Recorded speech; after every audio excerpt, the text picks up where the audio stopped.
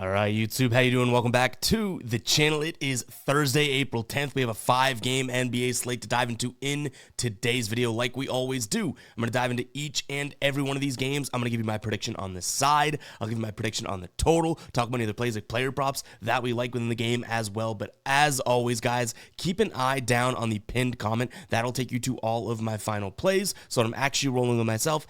If that does interest you, it's absolutely free down in the pinned comment. All right, YouTube, how you doing? Welcome back to the channel. I tell you guys I'm a dummy all the time. They don't suck. They've just been sucking. Get them down to -3 for more juice than Jose Canseco in his prime. Tell me you're new without telling me you're new. So don't go jumping down my throat in the comments, right? If you want to fade me, or if you do want to ride me, this still leaves a bad taste in my mouth, right? And remember, more chins, more wins. Recapping yesterday, it was a weird one. We go 1-1-1. Shea doesn't, well, that's a push. He doesn't play. Nuggets -1.5. That cashes in. Spencer Dinwiddie over 9.5 rebounds plus assists. I believe he finished at 7, so not exactly the best look there. The Nuggets and what you could consider, I guess, a must-win situation. He at least pulls it out, but a 1-1 night. The NBA has been super, super weird so far this season. In fact, our last 3 nights, we've been in the red a little bit. After 4 nights in the positive, we're still sticking right around that 14 to 15 mark in terms of where we're at units-wise. I just get me to the playoffs. Get me to the damn playoffs, because it is really, really tough judging and I guess predicting what's happening in this league right now. But you know what? Still been pretty damn fun to watch at some decent games. But yeah, 1-1 night yesterday. Our ride of the day, kind of weird here. We don't usually have this situation, but we had Sandy who cashed the day prior, and then Denny Advia was the play in the ride of the day yesterday. He ends up not playing, so obviously that's a void. And then Sandy, I had seen something about DeRozan, but couldn't find the official play, so ultimately we'll just move on to a new ride of the day, but we'll have to circle back to Sandy at some point, because that was just a weirder situation. I couldn't find the comment about DeRozan. DeRozan didn't have the best of games, so it is what it is. Things are weird in the NBA, but shout out to Sandy for the original cash of the ride of the day. If you guys don't know what the ride of the day is, you're like, what the hell are you talking about? Just use that hashtag ride of the day down in the comments. I jump on board with one person's play each and every day. Give you a shout out in the next video, win or loss. If you win, we continue to ride with your plays. If you lose,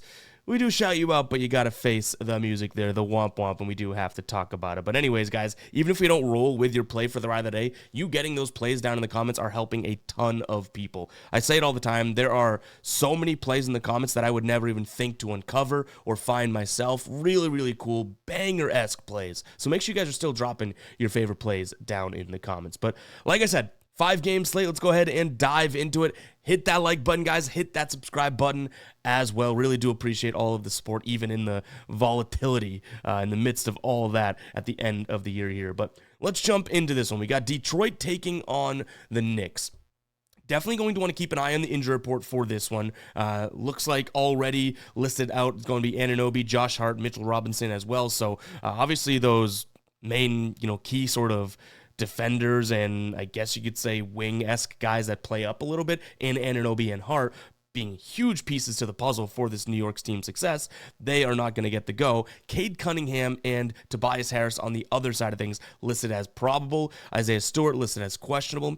I would say no Josh Hart or no Anunoby. The fact that they're both out is a huge deal, but if even one of them were out and you were to tell me that Cade Cunningham and Harris are playing, I would have said Detroit or nothing in this game anyway. So I do think this is a decent spot for Detroit overall. I will say I have a player prop on the Knicks side of things that definitely has a chance of being a play here as long as there's volume. But I think that Detroit should be able to kind of win this one in multiple ways, whether it's down low. Both these teams like to score down low, but you are missing 2 major defenders on the Knicks side of things. Not saying they're the rim protectors, but Josh Hart prevents guys from getting down low. OG Anunoby, same exact thing, right? So if Tobias Harris plays, I think that he's in a decent spot as well, but Detroit should be able to get down low and score down low, and I think that they're also, without those guys in there, they're the better defense in this matchup, so I think that they have an easy path to scoring as well as being a good defense.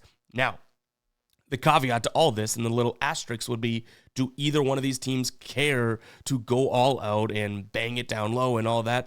Probably not. The Pistons, 2 games out of the 5 seed, but they are 3.5 games up on the 7 seed, so they're pretty locked in as to where they are, right? And then the Knicks, on the other hand, they're pretty damn locked into the 3 seed. I mean, we do have, 3 games left in the NBA season. These guys that are 2 games separating, like, or these teams that are 2 games separating from one another, sure, that can change, but we need a lot to flip, right? So I assume that both these teams at least try enough to keep trying to solidify where they are, and who knows, maybe the Pistons are like, hey, let's try and go get the 5 seed. Yeah, we're 2 games back, but maybe we can beat, maybe we can do it. It doesn't happen unless we win, that type of thing, right? So sure, I guess you could make the argument that these are not their final settings in terms of playoffs, but I wouldn't be surprised if the Knicks end at the 3 seed and the Pistons end at the 6 seed. So hopefully they do play somewhat regular basketball, I guess is the point that I'm trying to make here, but there's no guarantees this late in the year.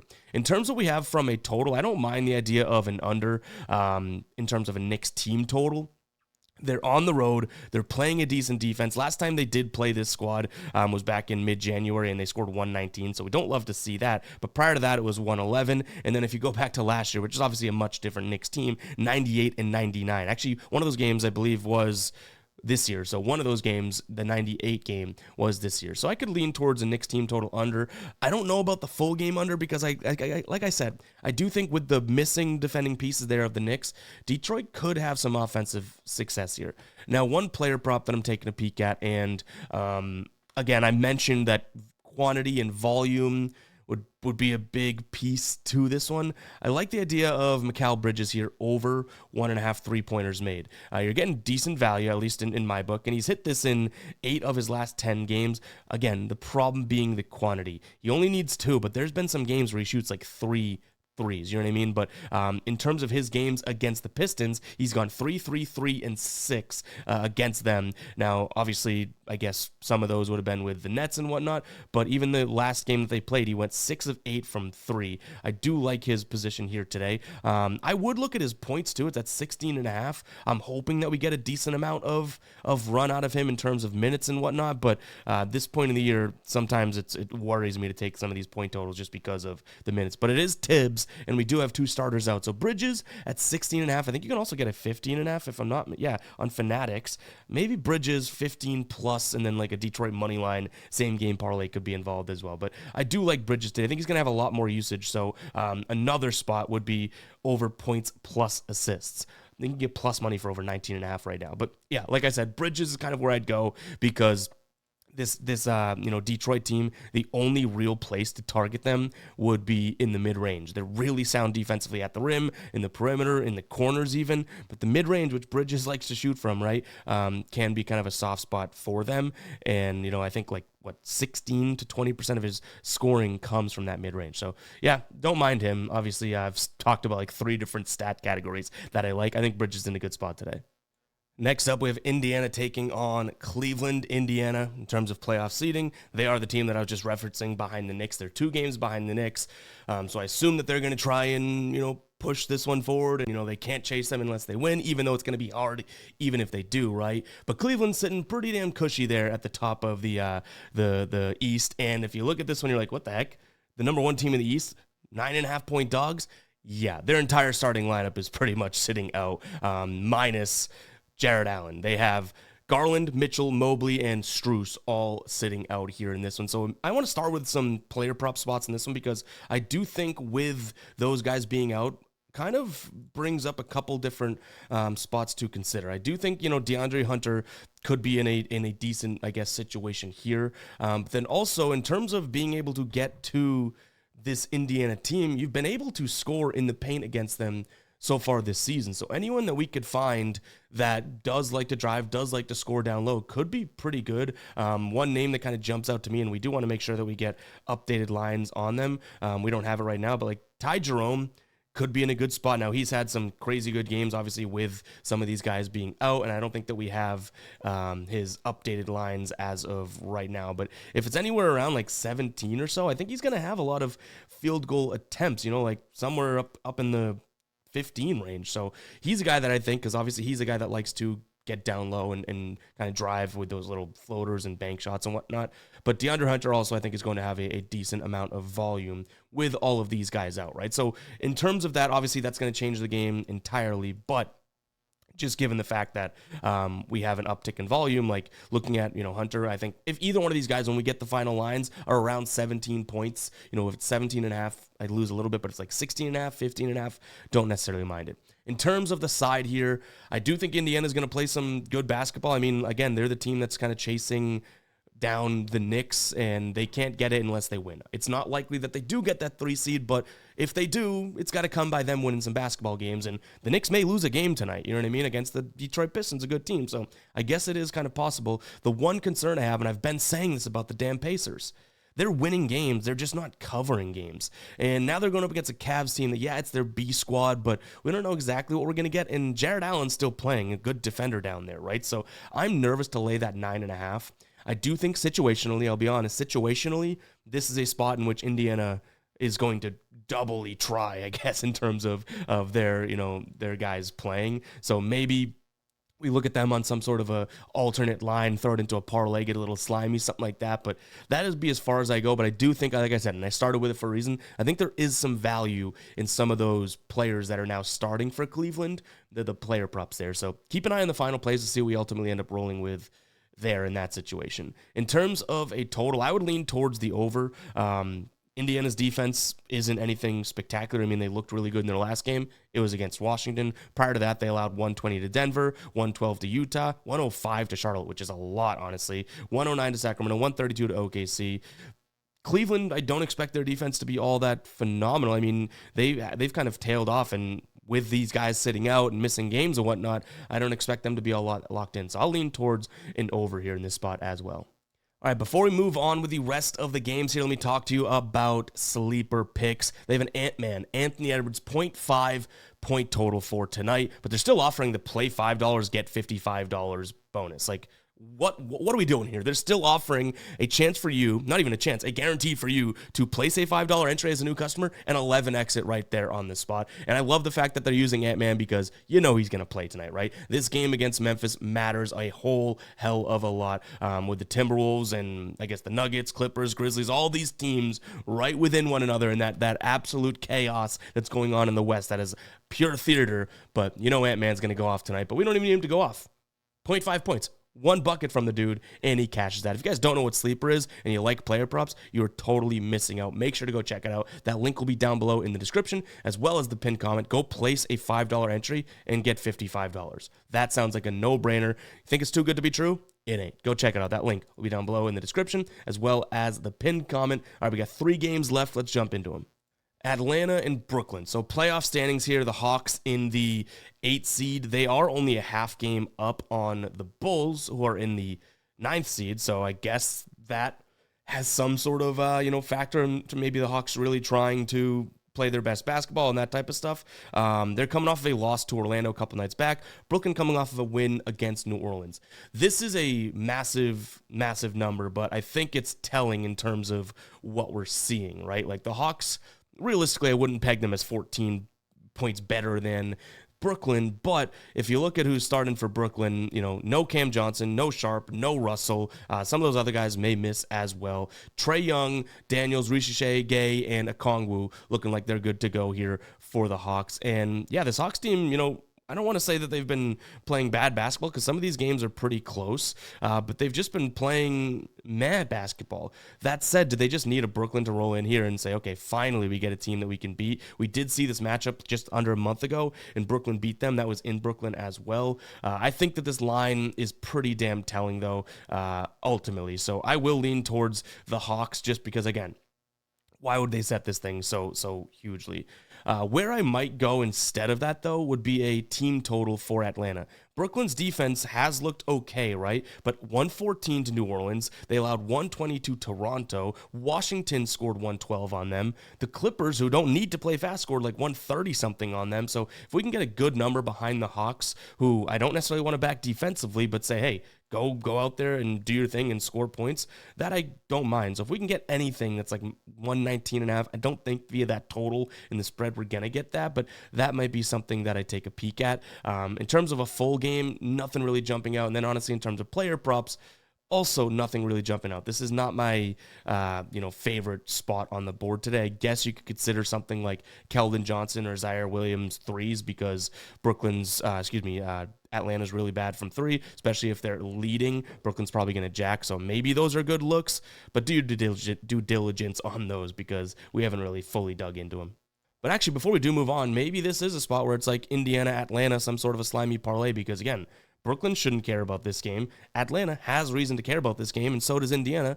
Maybe that's something that we work in. But again, we're just kind of getting crafty and creative at the end of this NBA season. Milwaukee taking on New Orleans. New Orleans, as we should know, they're not thinking playoffs at this point. Milwaukee, on the other side of things, they are 2 games up on the Pistons, 3 games back on the Pacers. Similar situation to a lot of these other teams we talked about. It's going to be really hard for them to move where they are, either dropping or, moving up. But the only way that can happen is if you do win games on your end and kind of just hope other ancillary factors kind of come through. So obviously Milwaukee being 15.5-point favorites does make a little bit of sense, but especially with, I think, the B team of New Orleans, they might be sitting those guys now too. Missy, Brown, and Alvarado. I guess Missy's been starting all year, but yeah, they may be starting those guys, so they are totally thrown in the towel.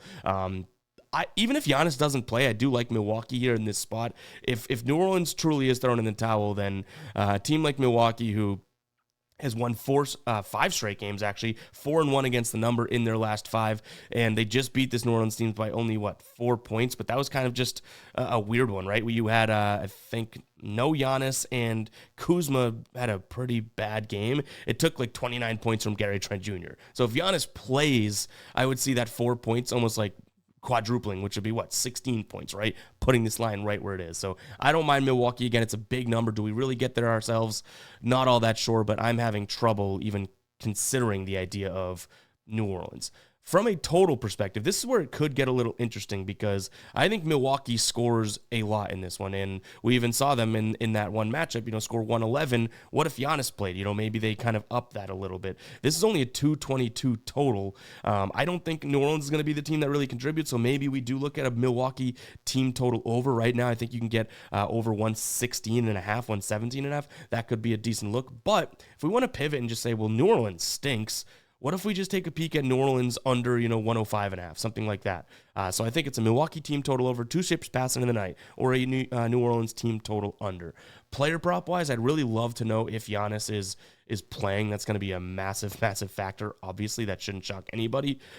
If he does play, or if he doesn't play, I like the idea of a couple different spots here. Weird one would be Ryan Rollins over in points. I also can go over in points plus assists, honestly, but now we're kind of rolling with some sketchy guys towards the end of the year.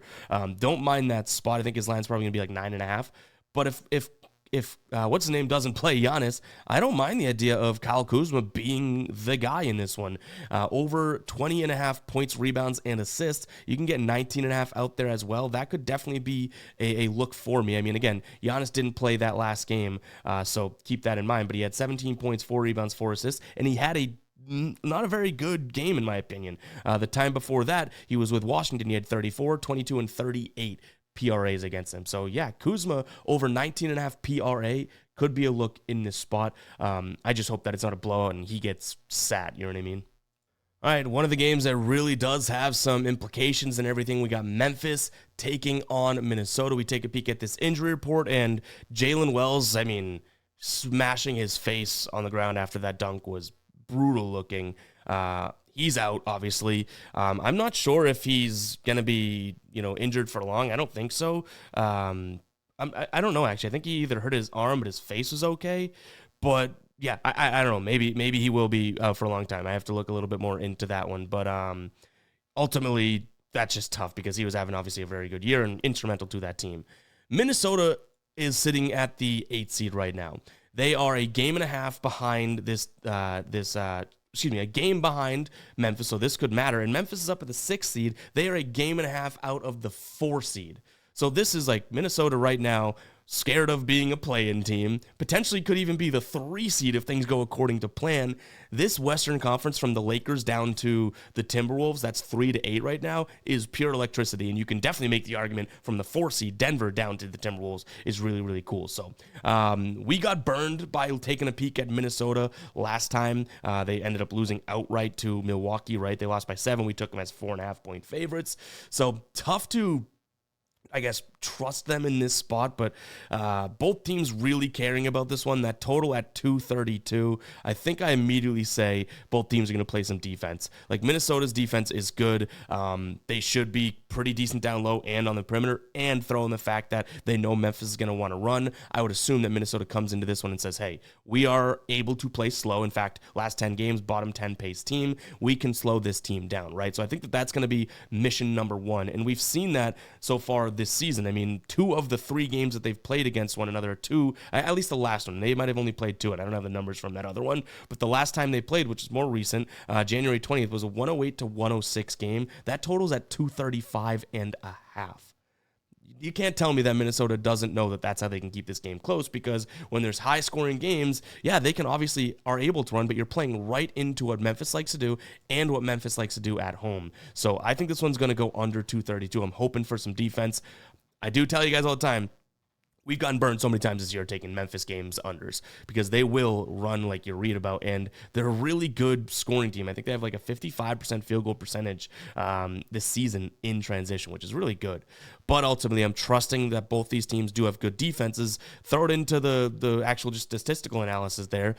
6th best defense in terms of defensive efficiency in Minnesota, top 10 for Memphis. Both these teams for opponents' points per game in their last 3 games, Memphis number 4 and Minnesota number 3. Now, Brooklyn, Philly, and Milwaukee for Minnesota, Miami, Detroit, Charlotte for Memphis. Maybe the last 3 games, little misleading, but I still do trust both these teams. So yeah, maybe I'm gonna look like an idiot, but I like the fact that there's gonna be low scoring in this one. I'm gonna lean towards an under, but there's plenty of ways that this thing can go up and over, but to me, I'm sticking to my guns. In terms of a side, you can make an argument for either squad.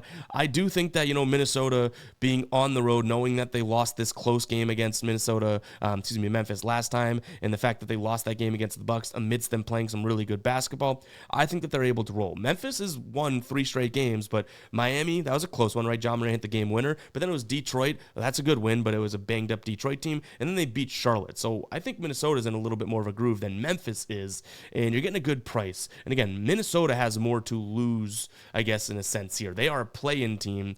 Memphis, I guess you could put in the play-in seed, but this Minnesota team, I think, has higher expectations. Maybe that's a better way of phrasing it. But you notice how much I'm saying I think or I feel? This is a tough one. Both teams really care. They match up fairly well. That's why I like the under more than anything. But I'm going to lean towards Minnesota. I think that they're a little bit healthier. Jalen Wells being out is going to be a big deal.